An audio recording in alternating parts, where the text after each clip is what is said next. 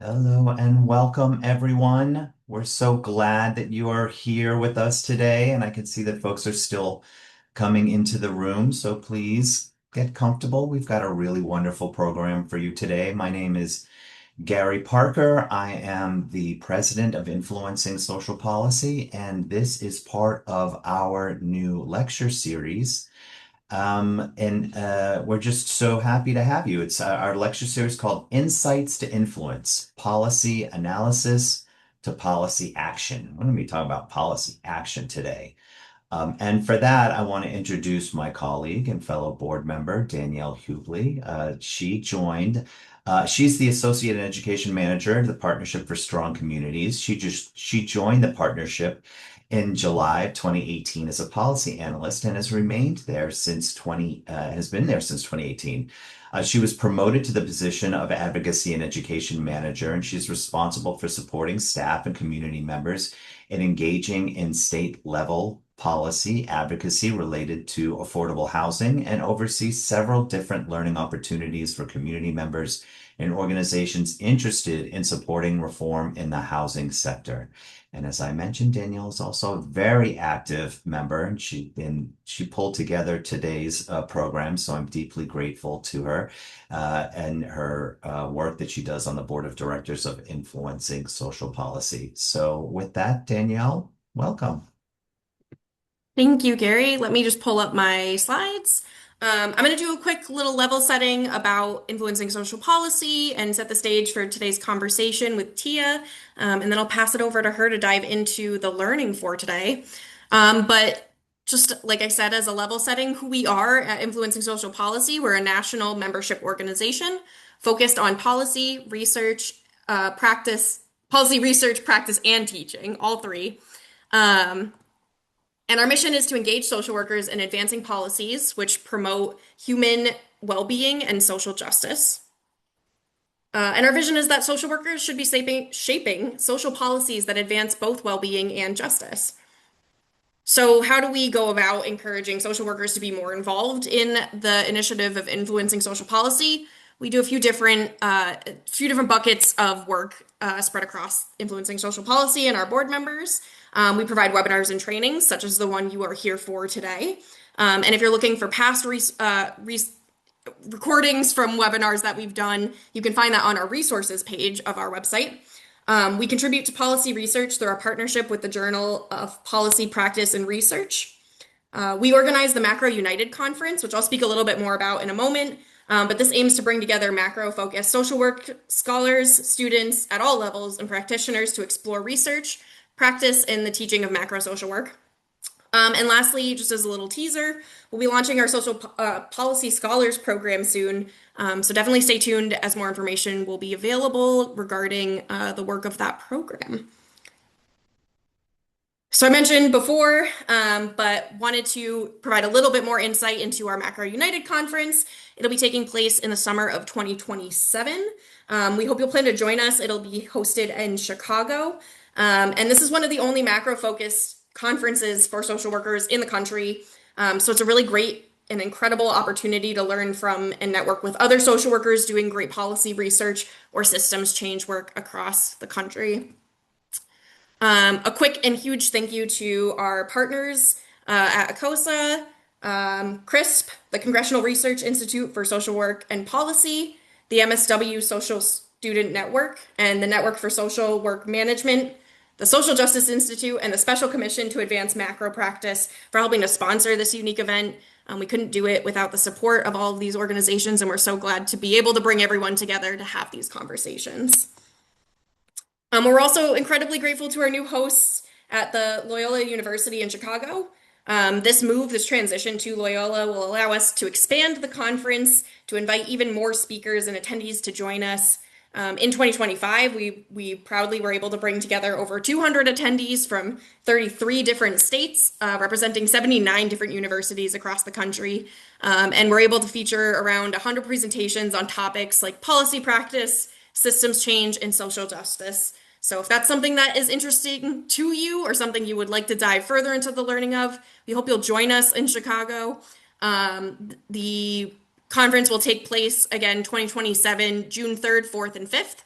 So right around this time, a little bit before this time next year. So we really hope to see you there. And the theme this year is focused around rebuilding the social contract, policy, power, and the public good. This was the result of conversations and feedback we had received from the 2025 Macro United Conference, and really is shaped by the reality that we live in this time of hyperpartisan politics, and that landscape is drastically shaping the landscape of and the values that are associated with public resources, services, and programs across the country. And this is a really great opportunity for social workers to come together and explore the different ways that we can best prepare to rebuild these social safety nets in stronger and more equitable ways. Really, the bottom line is that at Influencing Social Policy, we're here to shape policy that shapes the lives and experiences of the communities that we support. If this sounds like a value you also hold, there are so many opportunities to get involved, and you can also be involved and join us as a member. We have both student and regular membership rates, so definitely something to check out if you are interested in. And it's a great way to not only support this broader effort of social workers engaging in macro practice, but also to just stay plugged in with and network with leaders on the board and who are very vested and interested in doing this work around the United States. And with that, I have given myself a nice segue right into our conversation with Tia today. Tia is coming to us from the National Low Income Housing Coalition and is the project manager for the Our Homes, Our Votes campaign. And I will turn it over to Tia to let her introduce herself and talk a little bit more of the work of the Our Homes, Our Votes campaign and some of the great initiatives they've been involved in. So thanks so much, Tia, for joining us, and excited to learn from you today. Absolutely. Thank you so much for having me. As Danielle stated, I am Tia. I'm with the National Low Income Housing Coalition, which is a organization, national organization dedicated to achieving racially and socially equitable public policy that ensures people with the lowest of incomes have quality homes that are accessible and affordable in communities of their choices. I specifically lead the Our Homes, Our Votes campaign, which is a nonpartisan campaign to register, educate, and mobilize low-income renters and affordable housing advocates to vote. Renters, especially low-income renters, are underrepresented amongst voters. So to build political will for housing solution, it's really critical. And we believe here at the coalition that organizations that work directly with low income renters, including nonprofits, housing providers, tenant associations, and mobilize renters and other low income representative groups, really work to uplift this work to make sure that people have access to the ballot box. So our whole goal is to, as I mentioned, to register, educate, and mobilize, and also uplift housing as an election issue. And so I'm really excited to be able to get into our topic today. And Danielle, you can go to the next slide for me. You could probably skip a couple of slides. And I've been doing this work for a little minute. I started off at the coalition as an organizer, but prior to being an organizer, I lived in Huntsville, Alabama. I co-founded an organization where we were working towards really helping to push policies around affordable housing and really impacting communities who were unhoused. And so we did a lot of service work. And because we were doing that work, one of the components that we were really doing during that time was really making sure that people that were unhoused knew that they still had rights and capabilities to be able to vote, and doing that supportive work. And so working with other organizations to really center that work in unhoused communities was really important to me. And so now I'm here leading the work of Our Home, homes, our votes. And so I'm really excited about all of the work that we're doing right now nationally and being a support to many of our partners that want to do this work and have a desire to do this work, but may not really understand where to start. And so it's really good to be able to be on because I really, when I think about social workers, I think about how important your role is, especially when it comes to being a support of people, helping people navigate systems that impact their well-being, and being able to also advocate for policies that improve lives of the people that you're supporting, and building trust with those individuals, especially when they're experiencing moments of crisis. And so being able to being able to do this work and support the people that you all interact with every day is so critical, especially in the times that we're in right now. And so I just really wanted to uplift that before really getting into the brunt of my presentation today. And Danielle, you can go to the next slide for me, please. Why this matters. So, low income renters, as I mentioned in my greeting to you, is that low income renters vote at much lower rates than higher income homeowners. And so we see this through research. And so the work that you all play in civic engagement and policy and making sure people have equal access to the ballot box is so important. And so and also just for additional information in midterm and off-cycle elections, the turnout gap widens significantly. So we see this happening, and so we want to make sure that, especially here at the coalition, we really believe that every year is an election year and that there's no off cycles. And so we really try to make sure that we engage with our communities and we engage with our partners that are doing this work to really engraft that concept of every year being an election year, and just really simply meaning that you are supporting, that you're educating, that you're providing the information necessary for people to make informed decisions as you are helping to be trusted messengers with the people that you serve.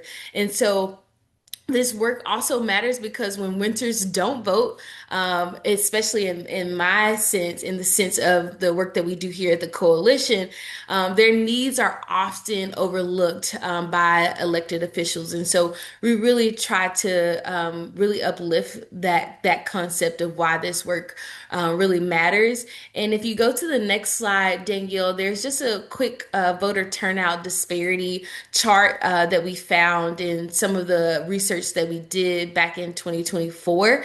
And so you could just take a look at that information. And yeah, so I'm really excited. So I love being interactive on these calls. So if anyone is on the call, I would like for you all in the chat to let me know if civic engagement work and policy work is something that you all are doing in the framework of your spaces right now.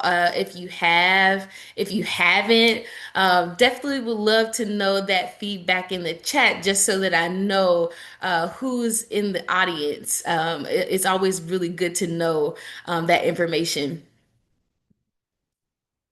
Let's see. Anybody? Okay, yes. Okay, nice. Okay. I have no, but I'm very interested learning more about what these kinds of roles look like. Okay, really good to know. Thank you for the feedback. So we at the coalition, we actually provide a ton of resources that I'll start linking some of the resources that we do for many of the people that are interested in doing this work and really would like a good framework, we created a really great tool with our pilot community. In our pilot community, we worked with 6 organizations that were state and tribal partners of the National Low Income Housing Coalition to carry out voter engagement work. And NLIHC invested into those 6 pilot community partners to really be able to mobilize on the ground and really educate low incomers in the way that those organizations would typically interface with people living in marginalized communities. And so, because of that, we created out of that pilot initiative, we created a report that's called "Turning Renters into Voters: Lessons in Engaging Low Income Communities." And it's really applicable to many of the work and just kind of getting a good framework of where to start that many of our partners have really found as a very helpful tool. And it has a lot of supplemental material in there as well. But in this report, you'll be able to take out and really apply at any facet of the work that you're doing to be able to really have an effective civic engagement strategy within the work that you're doing. And there's lots of ideas that you can pull from this report, but really wanted to highlight that as a tool, as well as our resource hub that I'll really get into a little bit later. But if you check out that report, you'll see a lot of helpful information on kind of like just where to get started and how you can get started. And we can go to the next slide, Danielle. Thank you. And so I think one more back. Yeah. So we see, as I said, the role of social workers. You all are trusted messengers in the people that you interact with every day, and being able to provide nonpartisan voter information in some of your touch points that you already have is very critical if you are interested in making people aware of what's going on. And it can be things like, social and civic engagement holidays like National Voter Registration Day. There's a National Voter Education Week. There's a lot of different holidays or civic engagement observances that you can really be able to take an opportunity to promote civic engagement in a very organic way, especially if this is not something that you have begin to do just yet. And then just really making sure you normalize voting as a part of community well-being, that every facet, whether that's it's locally, whether it's statewide, whether it's federally, it impacts all of our lives. So just really making sure that when you're interacting and you're doing this work, that you're really normalizing that this is just a part of our well-being as community members, as people looking out for one another. And so I really love to be able to lead with that in the work that we do. And like I said, you all are so important to this work that you carry out every day. And so I'm really, really looking forward to getting a little bit deeper in some of the ways that you all can continue to do this work in a more effective way and carrying out this civic engagement process. And you can go to the next slide, please.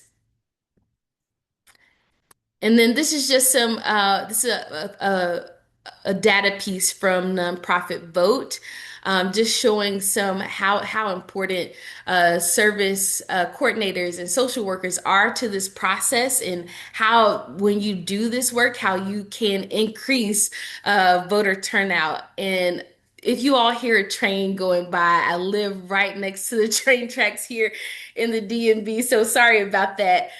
This is just a quick data point that I wanted to highlight. And then you can go to the next slide, Danielle. Thank you so much. So let's talk about some building blocks of nonpartisan and civic engagement campaign strategies that you can utilize. So voter registration is typically the most common touch point of getting people civically engaged. And one of the things that we have available here at the coalition is an amazing tool that many of our partners use, and it's completely free. And you can also, if you have interest in creating your own unique URL that you can track to be able to engage, see how people are registering. This tool, it enables people to register to vote. It enables them to check their voting location. It enables them to be able to sign up for election reminders. This is many of our partners utilize this tool because it's really helpful, especially the election reminders. It's helping them every step of the way, whether it's local, state, and national work going on. I'm sorry, guys. My brain is a little foggy right now. I've had a migraine that I've been dealing with. But so with this tool specifically, you're able to really assist the people that you engage with and help them kind of make voting a little bit easy instead of just like, having to worry about sending out constant reminders. It can be as easy as signing up on, if they have the capabilities of like email or a cell phone, they can sign up to really be able to get those election reminders. And it also has their ballot information on there. So the tool is super useful and super effective if you really want to just get a good framework going to be able to integrate. And many of our partners use it in QR code forms where they're highlighting a specific civic engagement holiday. Maybe they are, in whatever touch point that they may interact with their clients, just making it easy, creating a URL or creating a QR code to be able to keep track of that. And so if you're interested, I'm always available to be able to create your own unique URL to keep track and help you get that data as far as who's registering, how they registered, and how they utilize the link. So if you're interested at the end of the call to be able to do something like that, I'll drop my email in the chat box for you to reach out. And then things like voter education and candidate engagement. So voter ID clinics, vote riders is a really great partner of ours that we work with, who helps organizations to be able to easily integrate voter ID access within the work that they're doing. And I can drop their link to their website as well. And they provide voter ID cards as well. And so there's many forums that you can really utilize when doing voter education work. Thank you for that, Danielle. And then candidate forums. I know a lot of people, some organizations kind of steer clear from candidate forums, but we also, we let people know that candidate forums could be very helpful for many people, but just remaining nonpartisan, making sure that you're inviting all parties that may be up for election, re-election, and so just making sure that it remains nonpartisan. And then nonpartisan voter guides, being able to create those tools. And we have a lot of that stuff on our website that I'll drop a link to the chat as well, that you can really just pull from and integrate in the work that you're already doing. We try to make it very easy for to be able to just pull the information we have and integrate it in some of the work that you already have going so that you don't feel like it's such a heavy lift.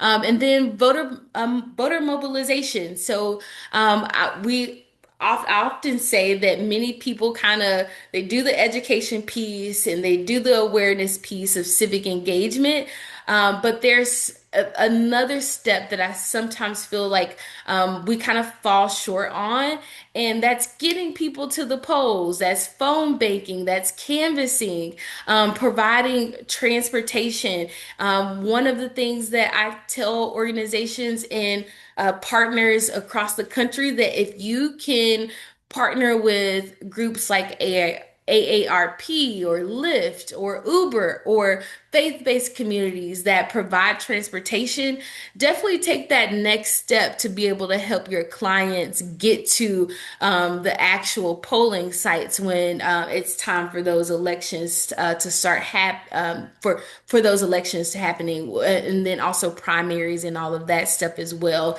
And so, really, just wanted to highlight some very basic building blocks that you can consider as you're doing this work. That's a really important component when you're considering engaging in this work. And so, really, just wanted to share that very briefly. And you can go to the next slide, Danielle.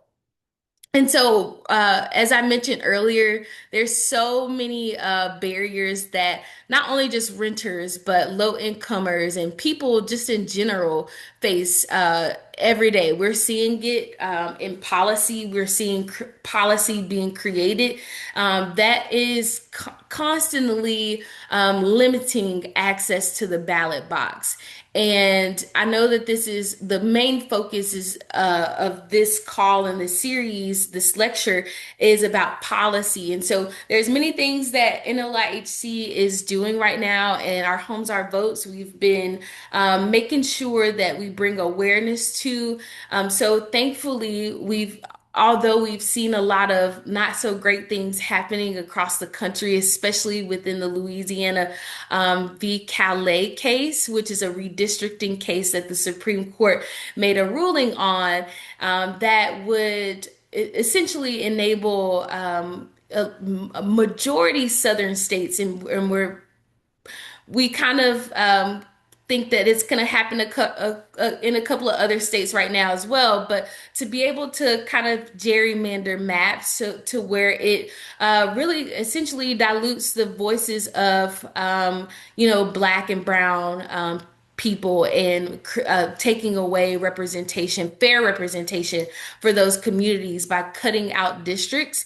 And so right now we are seeing ton of states in the South redrawing their districts and calling for special elections when we've already had primaries and things like that happening. And so one of the things that we have been doing here at the coalition is we've been in a webinar series ourselves to really highlight what the post landscape is looking like, and what just pretty much like what organizations can do and what people like yourselves can do moving forward in this work.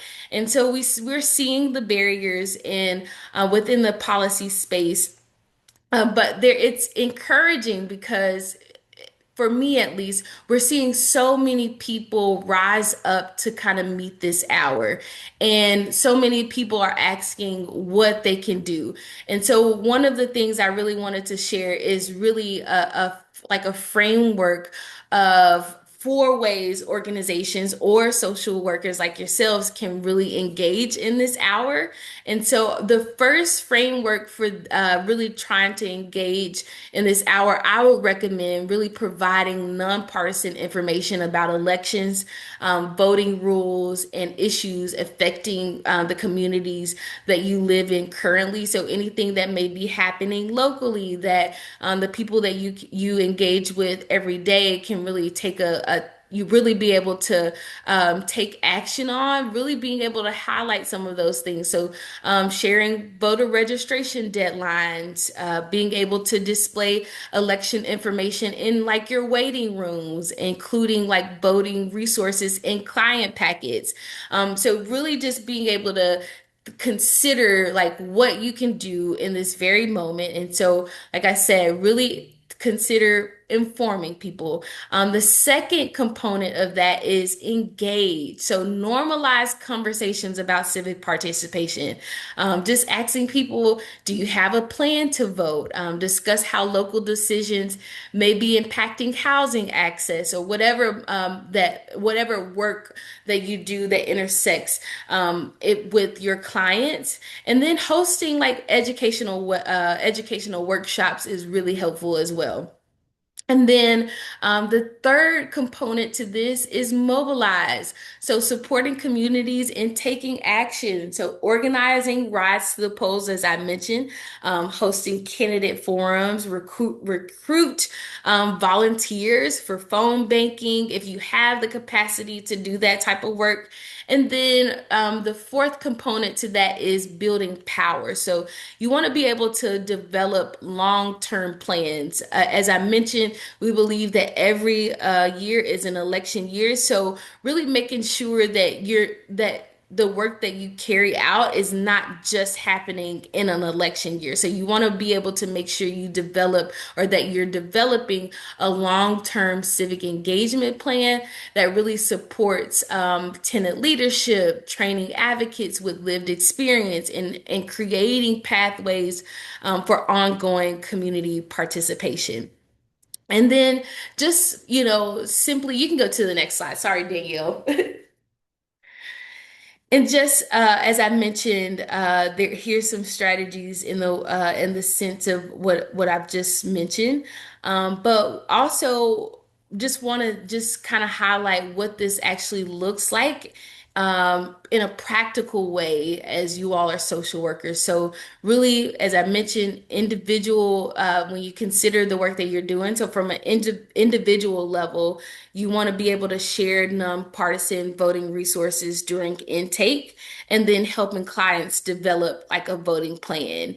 And then from a community level, think about things like partnering with local officials or host civic engagement events that's at service sites. When you think about system level work, you think about advocating for policies that remove barriers to participation. So right now, there's been this constant vote that's been coming up that I'm sure you all are aware of. It's called the SAVED Act. Last week, SAVE Act actually during the votorama that the Senate had, they tried to push this bill into existence again, but thankfully it died in the Senate. I believe 48 to 50, and we had about four Republicans that voted no on this bill. And so taking action on bills like that that come up or,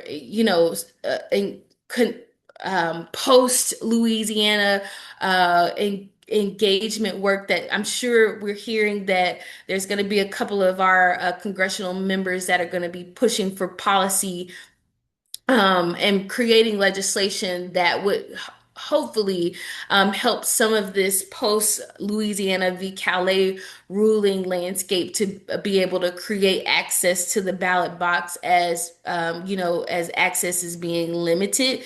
And so really considering things like that and taking action on, taking action against Saved Act, telling your senators to vote for the or push the John Lewis Voting Rights Advancement Act. Those are things that you could do really on a system level that'll be able to really help create access to the ballot box and really elevating your clients' issues as much as possible throughout this process. Going to the Hill. I mean, having advocacy days that you can take, and then the opportunity to be able to go to whether it's your state capital or coming here to DC to really be able to uplift uplift the issues that your clients are facing every day in the decision making space. So those are just some of the things I really wanted to highlight. And then just really, I really want to just admonish you all for the work that you're doing. And as social workers, knowing that you are the brunt of our community and making help move communities along and taking us from taking people from receiving services to sharing experiences to taking action and building that power really lies with people like yourselves, as you are trusted with so many of our vulnerable community members. And so I just wanted to just kind of just take the opportunity to highlight some of that. And I think we can go on, skip to, there's a couple of slides at the end that I would like to share, so we can skip a few. I talked about all of this. So here's our resources that you can take a look at. I've already dropped them in the chat. These are two critical resources that we have that you can really just be able to utilize at your disposal. And then you go to the next slide, Danielle. And as I mentioned, our Turbo Vote tool, if you are interested in having your own unique URL where you can track how people are engaging in whether they're registering to vote, whether they're signing up for election reminders, feel free to reach out to me. It's completely free. And I can generate a URL for you, and you can take it and pretty much just create QR codes to be able to integrate this into some of your systems that you already have as existing. And then you can go to the next slide, Danielle. And then if you're interested in joining our affiliate network, I have this QR code here. Being a part of our affiliate network is very beneficial for a lot of our partners. You get resources, you get support. We have a mini grant program that we launched the end of last year, going into the election cycle, that we're investing into 50 organizations across the country to carry out civic engagement projects and events. And so it's things like that, is being able to be a part of our affiliate network that you get access to. And yeah, you can go to the next slide, Danielle. And then we can skip to the next slide. Sorry. And then we do have swag. I can drop the information for our swag. We always say it's always good to give people some good,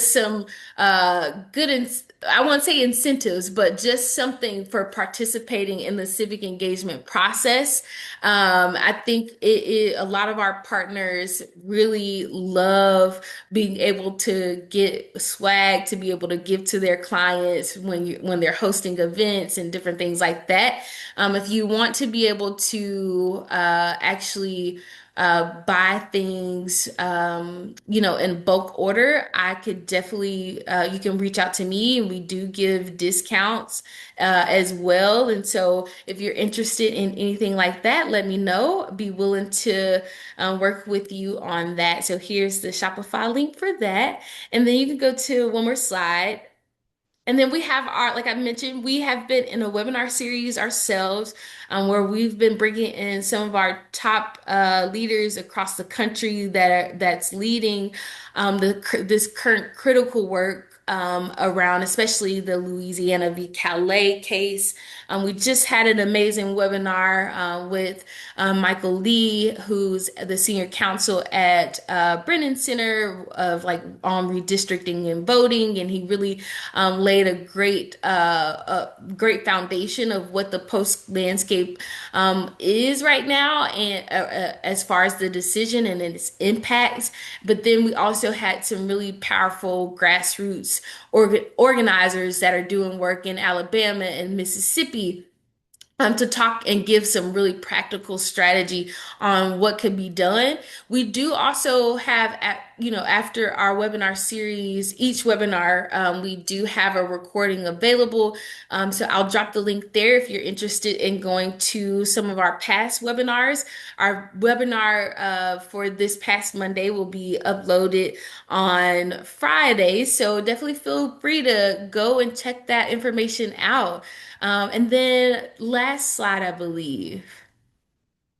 Yeah, if you're interested in joining the movement here at the National Low Income Housing Coalition, we have recommended just recommended dues, but it's not necessary. You could pay at any price to become a housing justice advocate and stay in the know of what we're doing here at the coalition and be a part of a growing movement around housing policy. And we have so many opportunities here at the coalition that is available. A ton of research going on, ton of publications that you all can be a part of, ton of training. So definitely consider plugging in. And that is all for me. Thank you so much, Danielle and Gary. Thanks so much, Tia. Just I wanted to let folks know we are open for questions. So if you have questions, feel free to drop them in the chat, and we'll pass that off to Tia to respond to. I did also want to just share that as one of the partner organizations affiliated with National Low Income Housing Coalition, so we at the Partnership for Strong Communities in Connecticut serve as the statewide connection point to the national work that's going on. And I just wanted to share the link in the chat with folks in case you're calling in from not Connecticut. There you can click by state and find resources specific to housing information from the great research NLIHC does, and also connect with state partners who are doing this work within the state. So just wanted to plug that as well as a way to get connected, not only to the great work that they're doing at NLIHC, but also to carry that down to the state and local level as well. Um, I see one question that came through. Other than voting, what kinds of civic actions would you recommend people get involved with? That's a great question. So, other than voting, obviously, right now we need people organizing. If you have the capacity to organize and get out and take action, or like calling your congressional member, I'll drop a take action here on the Saved Act, especially because it's a federal policy that keeps coming up around documentary proof of citizenship that would require a documentary proof of citizenship to be able to register to vote. And it is a very ugly bill. And so we're asking people to take action in making sure that their congressional members continue to vote no on this bill and continue to just advocate on the impacts of what this bill and how this bill could impact their community members. So give me 1 second, I'll pull up the link.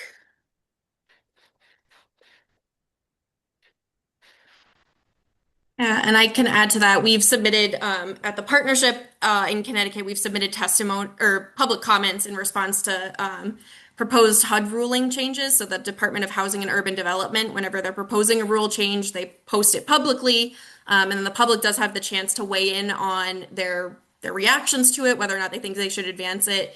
I think, Tia, that's kind of what you were alluding to. So that's another opportunity. It's not direct civic engagement, but it is a form of policy and advocacy work that shapes the landscape in which people are voting. Absolutely. And there's a ton of things happening right now. There's a couple of things that as far as the coalition goes, on the voting rights, and democracy point of it, we're still trying to make sure that we just kind of be in alignment with our national partners, our state and local partners that are being most impacted by a lot of this work. And so there are ways that we are engaging newly in this space as the coalition goes. And so we're still trying to figure out, where we kind of show up in support and kind of where we take the back seat on. But right now, our biggest push and advocacy points are the SAFE Act and taking action on that, and really just kind of bringing awareness around all of the Louisiana v. Calais Supreme Court ruling. And then, as Danielle mentioned, there's a couple of rulings coming down in the OMB. And so we'll be doing a lot of that work and would love to be able to share some of those resources once we kind of get our strategy on how we'll be moving forward and making comments and things like that. So there's a ton of things that people can be doing and plugging in, and would definitely love to be able to continue to loop in Danielle and Gary on how we are moving and sending resources. So whenever they send out resources to y'all, some of that information can be included. And yeah, if do we have any more questions? I got two more right now that I can see. One is, do you have any affiliations with the League of Women Voters? Yeah, so we actually a lot of we have quite a few League of Women Voters within our like network as like affiliates and in our grantee program. I do always recommend people, especially that are doing this work locally, to partner with their local League of Women voters because they have the capability of getting people registered to vote. They know what's happening within state with your state laws and different things like that. And so definitely if you have a League of Women Voters in your community, definitely partner with them on the information, especially that is state specific. Yeah, and I'll just say we've partnered with the Connecticut League of Women Voters before for since we're a 501(c)(3) nonprofit, we can't do partisan activity related to civic engagement, but we can do nonpartisan engagement. And we worked with the league to host a candidate forum specific to housing issues in the state in the run up to a previous election, and they're phenomenal. They train their volunteer base to be candidate moderators, which is a really huge lift if that's something you're looking to do. So they come equipped with a lot of that knowledge and experience. I see one more question. Do you recommend that advocacy organizations do hyper-targeted advocacy work? And then they share an example in Lawrence, Kansas, I believe. Lawrence Tenants is laser focused on getting tenant right to counsel. Organizing efforts have largely been successful. One of the criticisms we've seen, though, is that there is a lot of housing needs here. For example, we have a severe shortage of housing and lack of housing production. So curious about some of your thoughts on that. Yes, absolutely. Many of our partners within the coalition, not just in the space of our homes, our votes under the coalition, but many of our partners are doing this like laser focused type of work because many of them are, in so many cases, are seeing some direct impact of that work, of being able to do that hyper focus work.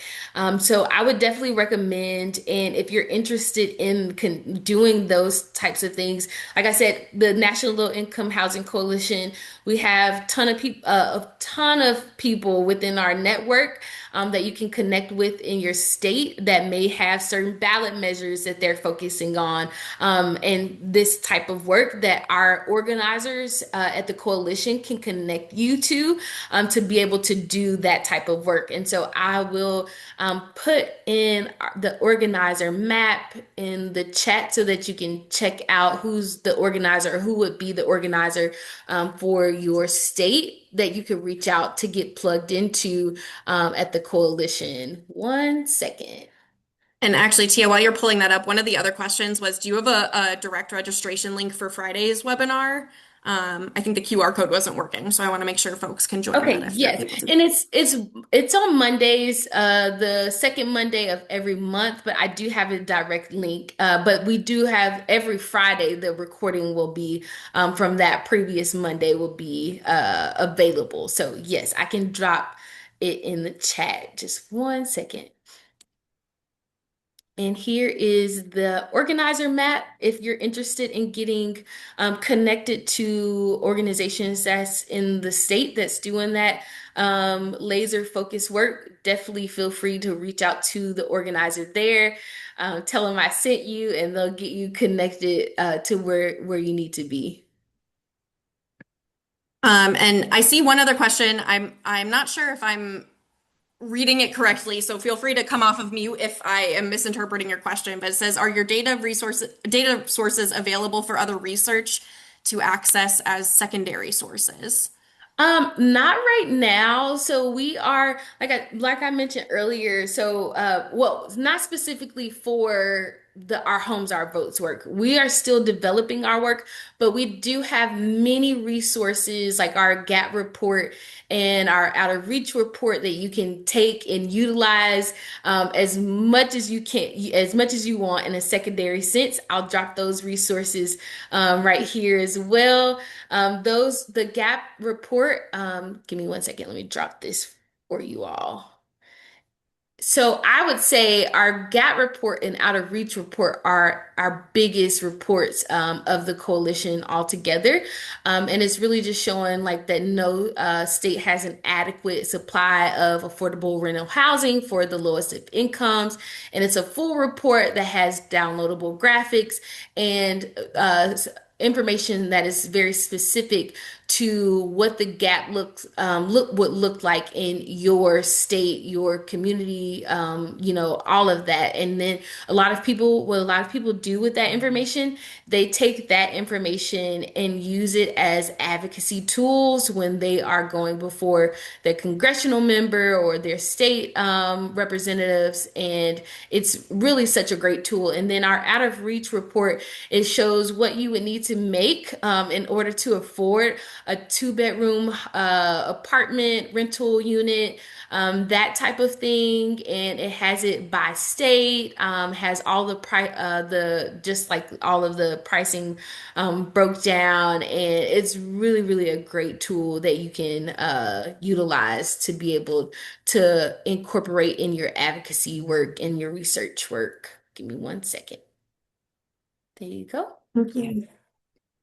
Um, while we're waiting to see if any other questions come through, I have one for you. I'm curious, you had mentioned through the affiliates program that you are providing some grant funding to states to do some of this work. And I'm just curious to hear like an example or two of some of the great work that you've seen going on as a result of that. Yeah, so many of our partners, we decided when we implemented the grant that we would make it, I won't say low barrier, but we wanted to make sure that anybody that had interest or were already doing this work were able to apply for the grant. So we have tenant associations, we have or like just regular organizations that are doing housing work and wanted to implement a civic engagement process in their work. So we have a little bit of everything. We have League of Women Voters.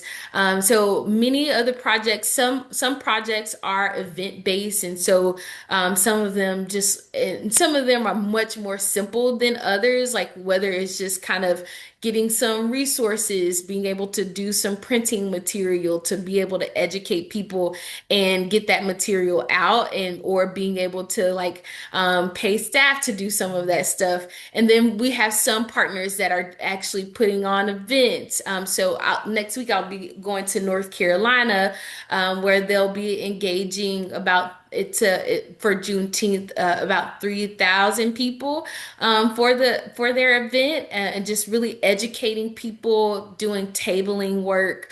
Some people I believe there's one of our partners that is doing like a candidate forum. So the events and the type of things that they're doing, it just is varying across, and it's just really kind of meeting the need of the people that they interact every day.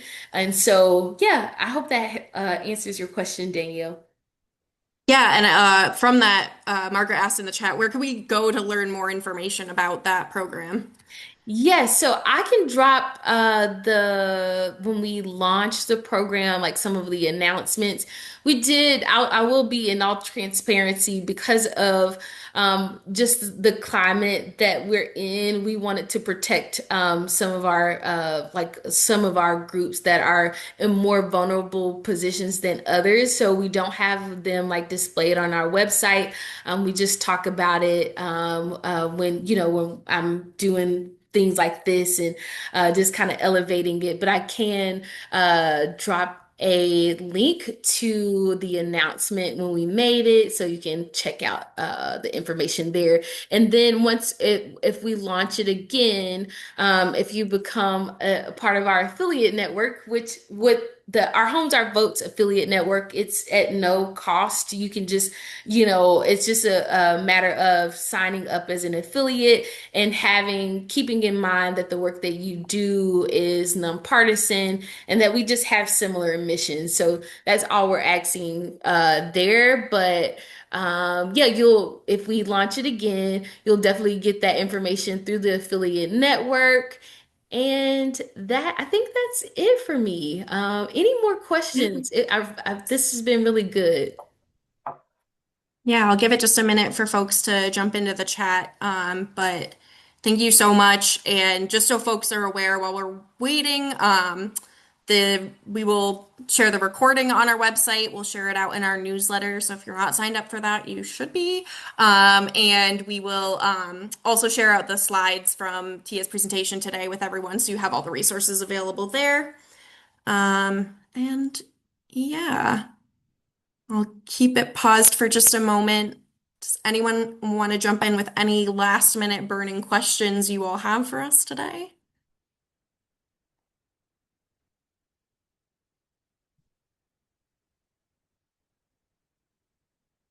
I hope this has Great. been helpful to all that have joined us today. Like I said, I am a tool and a resource here at the coalition. So if you at any point you want to reach out and connect and want to get plugged into the work that we're doing here, or know more about the policy work that we're doing, definitely feel free to reach out to me at tturner@nlihc.org, and would love to get you plugged in. Thank you so much, Tia. We're so happy to have you here. Barring your migraine, I hope it passes. I tried to show it earlier, but I do have one of the swag. I pulled it off of my fridge while you were talking.